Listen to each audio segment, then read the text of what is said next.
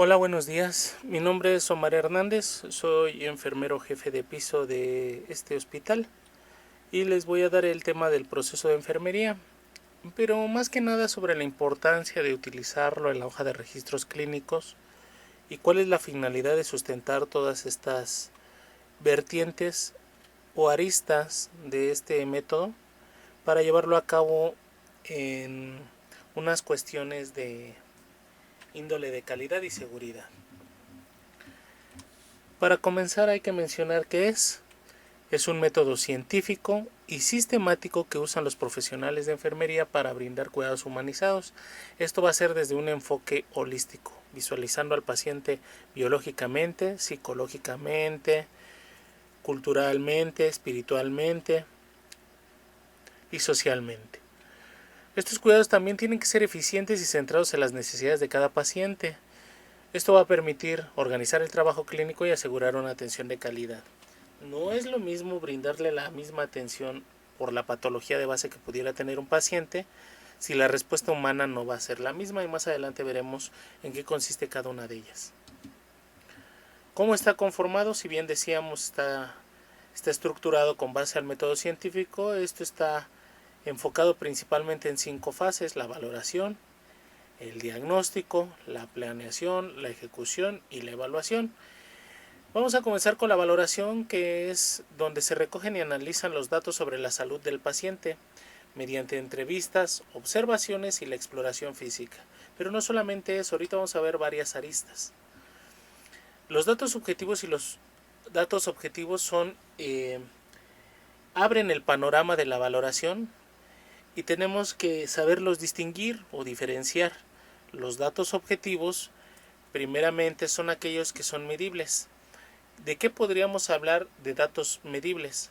Podemos hablar de cifras, de rangos, de tendencias, de intervalos, todo aquello que represente una cantidad comparable o inclusive escalas para que sea evaluado en un antes y un después el cuadro clínico del paciente.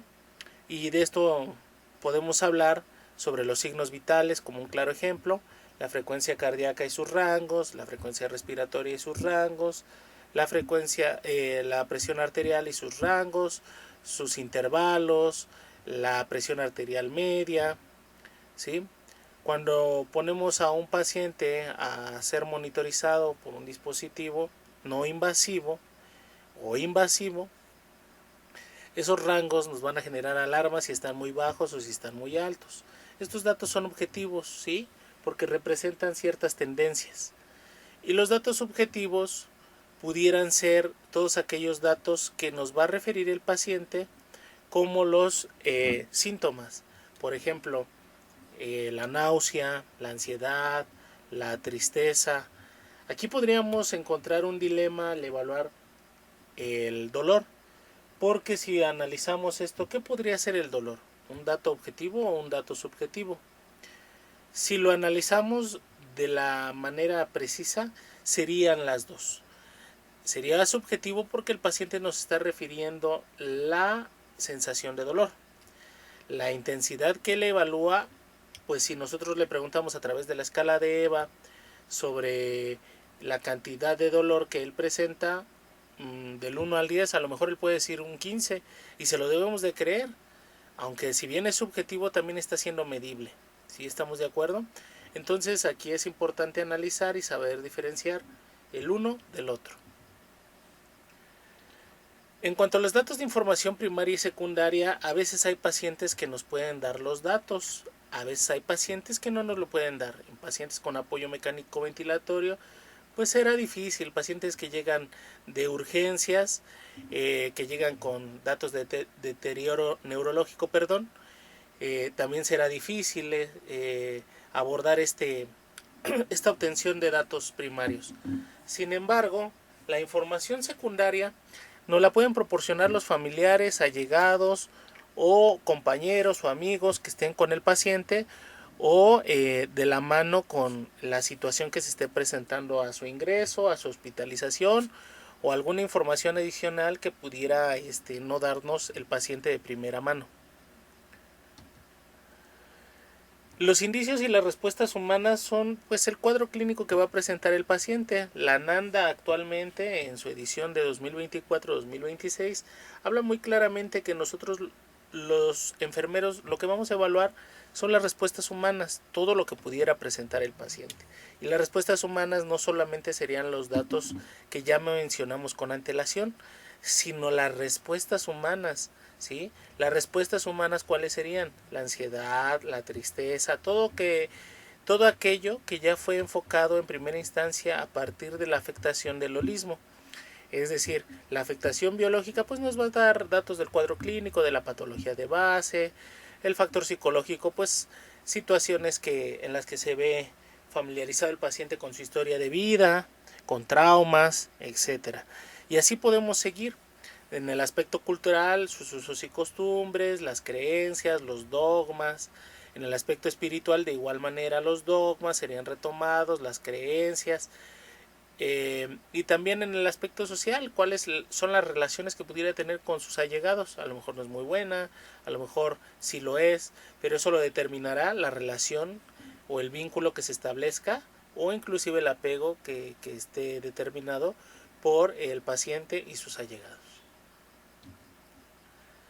En ese sentido también ya habíamos mencionado el aspecto biológico, pues sería la exploración física segmentaria a través de una exploración cefalopodálica. La exploración física segmentaria es cuando valoramos de cabeza a pies, cabeza, cabello, ojos, nariz, orejas, boca, labios, dientes, lengua, la litosis, el tipo de olor que despide, la falta de piezas dentales, etcétera. Perdón. De ahí nos podemos seguir al cuello, al tórax, los miembros torácicos, los miembros pélvicos, los genitales, el aparato digestivo. Si bien no los dije en ese orden, pues sabemos el orden en el que debe de estar estructurado y también la región posterior del cuerpo. Y los signos y síntomas pues eran los que ya había mencionado anteriormente cuando hablamos de los datos objetivos. La obtención de datos a través de la patología de base, es decir, si nosotros conocemos la patología podemos determinar el cuadro clínico del paciente. Si bien no es una manifestación estándar, homologada o total en todos los pacientes, pues el conocer la patología nos va a ayudar a reconocer y atender de manera pronta y oportuna estas intervenciones de manera anticipada. O si bien conocemos, como ya se había mencionado, la patología, evitar las complicaciones subsecuentes. Más que nada, si hablamos de esta unidad de células troncales hematopoyéticas, pues hablaremos de patologías asociadas al torrente sanguíneo, mielomas, leucemias, linfomas y todo aquello que tenga que ver con la fórmula blanca y con la fórmula roja. Y todas esas afectaciones van a generar un cuadro clínico. Entonces ese cuadro clínico es lo que podríamos ver como alteraciones en nuestro paciente. Otro aspecto importante, nosotros que trabajamos en el Instituto Mexicano del Seguro Social, podemos hablar de los patrones funcionales.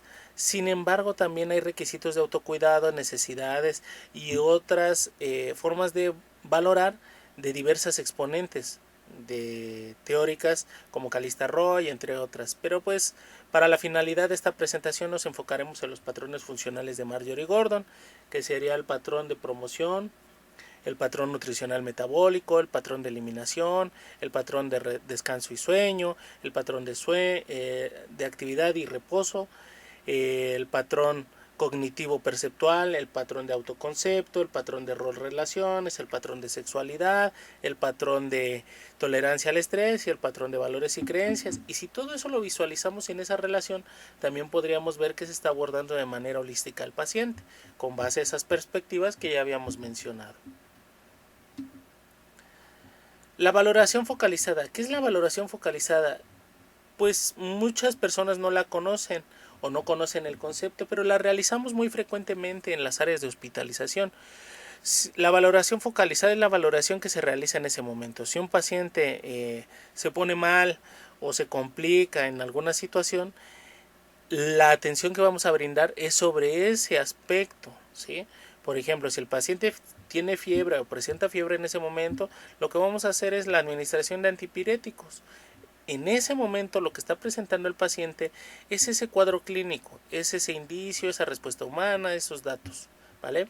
Entonces en eso nos vamos a enfocar, por eso se llama focalizada. Seguimos con el diagnóstico de enfermería. El diagnóstico de enfermería es un juicio clínico sobre las respuestas de una persona, la familia o la comunidad a problemas de salud reales o potenciales o a procesos vitales. A diferencia del diagnóstico médico que identifica una enfermedad, el diagnóstico de enfermería se centra en cómo vive el paciente esa situación de salud. Si aprendemos a diferenciar, pues el médico por lo regular se enfoca en la patología. El diagnóstico de enfermería, actualmente la definición de la NANDA nos dice que ya no se llaman reales, se llaman enfocados en el problema, pero la estructura es la misma. Consta de una etiqueta, una etiología y los indicios, respuestas humanas, signos y síntomas, como el que se muestra a continuación. Ahorita lo vamos a ver. Los diagnósticos de enfermería de riesgo van a presentar solamente la etiqueta diagnóstica y la etiología. Como es una probabilidad de que ocurra, no puede haber una manifestación clínica, no puede haber unas características definitorias porque no se está presentando aún. En cuanto a los diagnósticos de enfermería de promoción de la salud, estos son de suma importancia en estas áreas. Recordemos que los pacientes se van de alta. Si tienen un buen pronóstico, tenemos que hacer un plan de alta enfocado en eso. ¿Sobre qué lo haríamos? ¿Sobre qué cuidados deberán de llevar a cabo los pacientes al alta de la unidad de trasplante? Estos diagnósticos pueden ser, ahí omitamos lo de enfocamos en el problema, la etiqueta, la etiología, los indicios y respuestas, o puede tener solamente la etiqueta y la manifestación clínica o las características definitorias. Puede no tener una etiología en su estructura. Y el diagnóstico de enfermería de síndrome, todos los diagnósticos de enfermería de síndrome pues antecede la palabra síndrome en la etiqueta. Entonces podremos encontrar varios diagnósticos, no son muchos, pero sí lo suficientes para poderlos enfocar, como el riesgo de síndrome de desuso o síndrome de desuso, que está más aplicado a pacientes adultos mayores, pero pues también tenemos pacientes adultos mayores en la unidad de trasplante. Estos pueden presentarse en la etiqueta, tener su etiología, sus indicios y la etiqueta y la característica definitoria o el manifestado por. Aquí vemos un ejemplo de cómo está estructurada la plantilla de la Comisión Permanente de Enfermería. En la parte superior decimos que es un plan de cuidados de enfermería. Y la diferencia entre uno y otro es el tipo de valoración que vamos a realizar.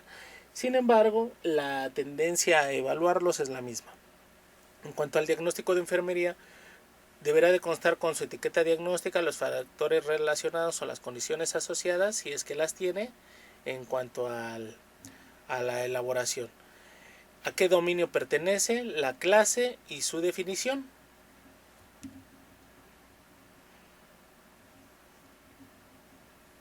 En cuanto a la planeación, podemos utilizar la elaboración de objetivos enfocados al diagnóstico anterior. Puede ser al diagnóstico de enfermería que ustedes puedan evaluar. Por ejemplo, lo vemos en la hoja de registros clínicos. A veces se utilizan objetivos que no vienen en la clasificación de resultados de enfermería. Sin embargo, pues se sugiere utilizarlos porque hay una gran variedad o una gama impresionante con base a los resultados. Aquí podemos ver un ejemplo. Existe el resultado de función respiratoria y aquí podríamos ver los indicadores, si es grave, sustancial, moderado, leve o ninguno. A esto se le llama puntuación diana. Esa puntuación se puede mantener o aumentar. Si vemos que el paciente está muy grave, pues será muy difícil incrementar la escala del 1 al 5 o del 2 al 5. Se puede estar presente en el 3 y aumentar al 4. Ese criterio lo vamos a ejercer a través del pensamiento crítico, de la experiencia y bueno, del fundamento de los datos clínicos que nos pudiera dar el paciente. Aquí vemos alteraciones que podrían presentarse en el paciente. La frecuencia respiratoria, el ritmo, las vías respiratorias permeables y la saturación de oxígeno. Si eso no está en el paciente, no hay por qué evaluarlo ni por qué ponerlo, mucho menos.